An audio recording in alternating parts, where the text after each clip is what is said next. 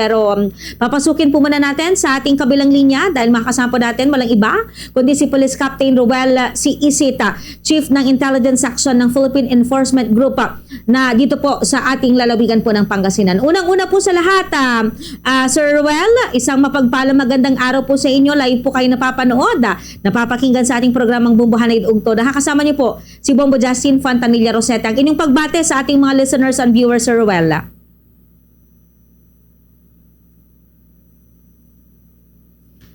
Hello po, sir. Good morning. Hello po, Kabombo Justin. Magandang umaga rin po sa ating mga tagapakinig ng Bombo Radio Dagupan. Ayan. Sir Roel, unang-una po sa lahat, we would like to congratulate ang atin pong mga law enforcement agency kabilang na po ang inyo pong tanggapan, ahensya, dito po sa matagumpay na operation po na naisagawa dyan po sa may bahagi po ng Western Pangasinan. Baka pwede niyo po kaming mabigyan po, Sir Roel, ng mga information regarding po sa bagay po na ito, sir. Yes, Kabombo Justin, matagumpay po ang ating hanay ng pulisya kasama ang PDEA Regional Office 1, ang ating Philippine Coast Guard, Philippine Navy, ang ating PNP Maritime Group, together with our local government units sa pag-recover ng ating mga illegal na droga sa ating lalawigan. So, we have already recovered 7 sacks of alleged shabu in the area of Bolinao, Bani, and Agno, Pangasinan.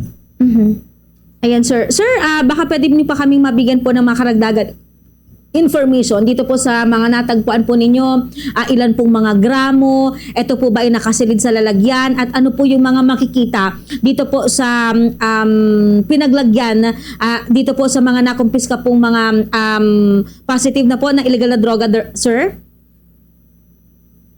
Yes, Kabombo Justin. So, na-recover po ng ating mga fisher folks from the Western Pangasinan itong mga alleged shabu natin na nakalagay sa mga white sacks containing itong mga pakete ng hinihinalang shabu na may mga foreign markings and mga nakikita natin may mga markings ng durian, barko, and yung ating green tea-bag. So dahil sa kooperasyon ng ating mga fisher folks, pagbigay alam nila itong mga nadiscovery nilang palutang-lutang na illegal na droga sa more or less 30 nautical miles from the Western Pangasinan. So maigting na pinapatupad ng ating lead agency with regards to the illegal drugs, ang ating Philippine Drug Enforcement Agency, yung kanilang mandato para sugpuin ng ating illegal na droga sa ating lalawigan.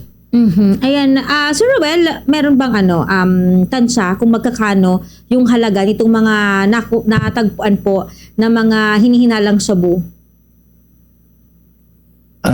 Yes, ma'am. Bali, hindi pa po kami makakapagbigay ng exact standard drug price na itong mga na-recover natin na illegal na droga sa high seas natin.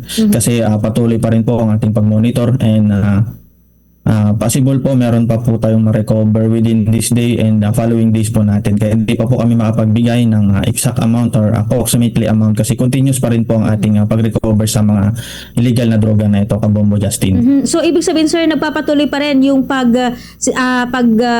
tungo dyan po sa mga karagatang sakop kasi possible na meron pa pong mga karagdagang kasama po itong mga unang natagpuan, sir? Yes, Kabombo Justin.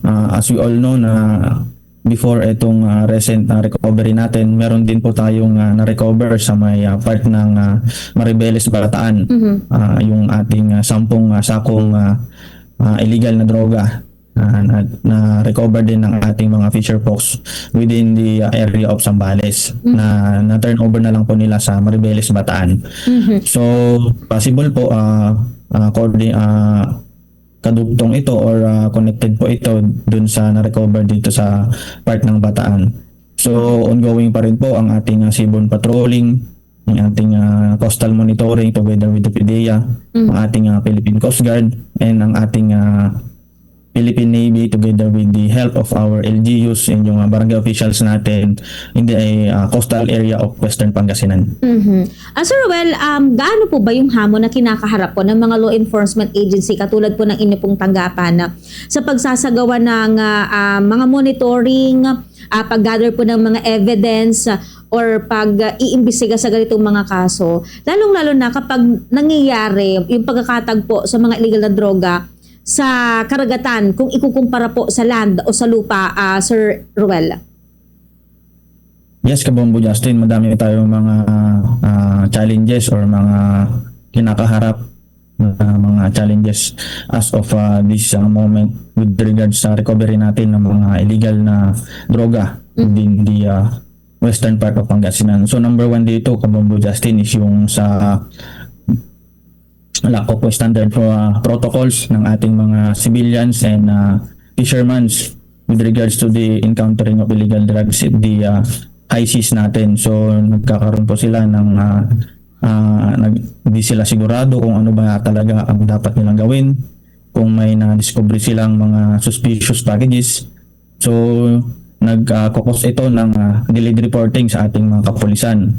Then nagkakaroon din tayo ng mishandling or out of curiosity, binubuksan po ng ating mga fisher folks yung packages, kung ano ba talaga ang laman ng mga packages na ito.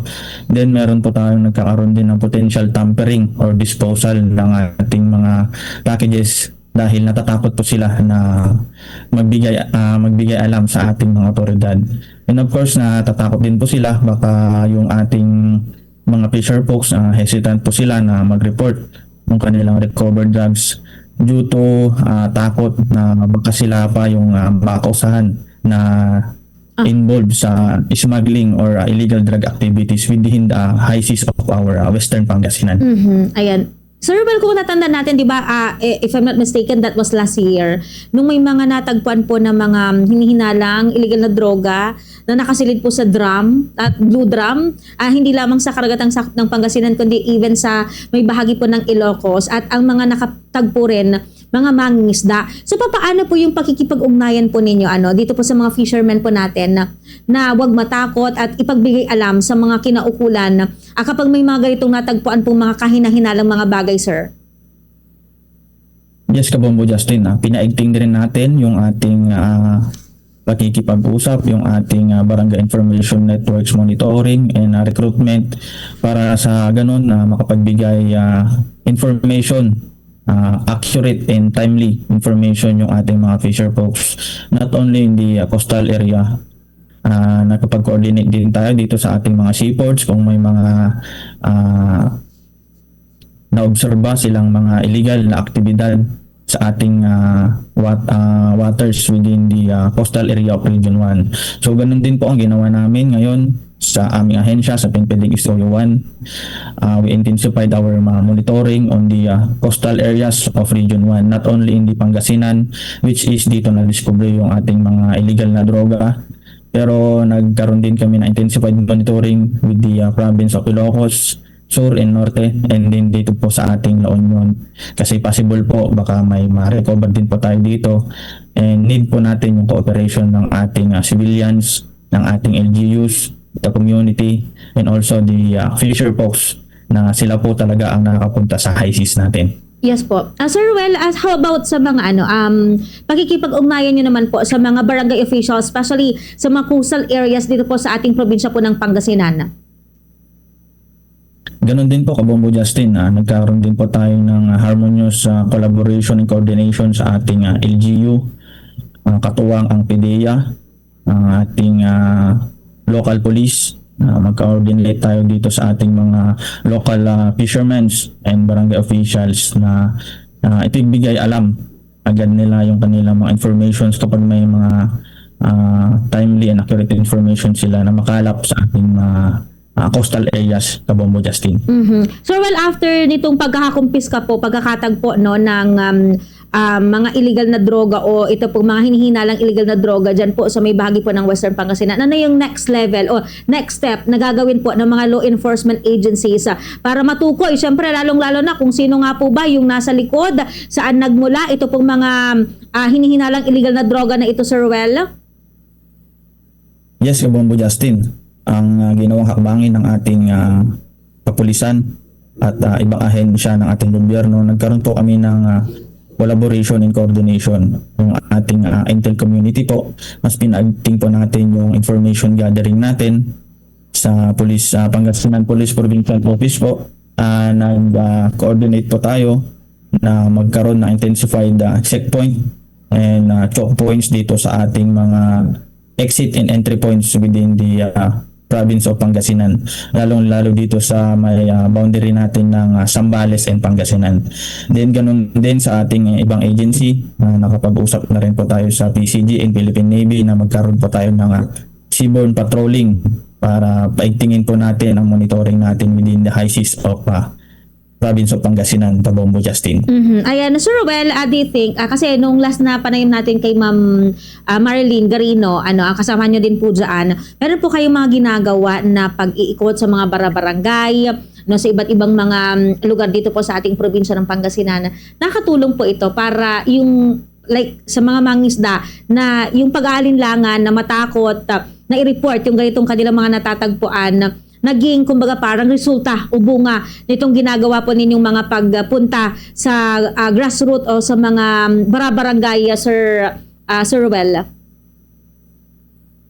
Yes, Kabombo Justin, nagkaroon po ng resulta yung ating pagpunta sa mga far-flung areas, yung mahirap pong hagilapin ng ating kapulisan. Pinuntahan po ng ating demand reduction and education team led by Police Lieutenant Marilyn Garino para bigyang impormasyon ng ating mga kababayan, ang ating mga fisher folks, ang ating mga barangay officials with regards sa illegal activities na nangyayari sa kanilang barangay. So nagkaroon po tayo ng timely information gathering and information sharing sa ating mga kapulisan and mga ahensya natin na involved sa illegal drugs. Okay. Sir Ruel, siguro message, reminder, paalala sa ating mga listeners and viewers, lalong-lalo na sa ating komunidad, na sa, ayun nga, yung pakikipagtulungan po nila sa mga kinaukulang ahensya, sa mga law enforcement agencies, nagkakaroon po ito ng magandang bunga. Go ahead po, Sir Ruel. Yes, Kabombo Justin, thank you very much for this opportunity.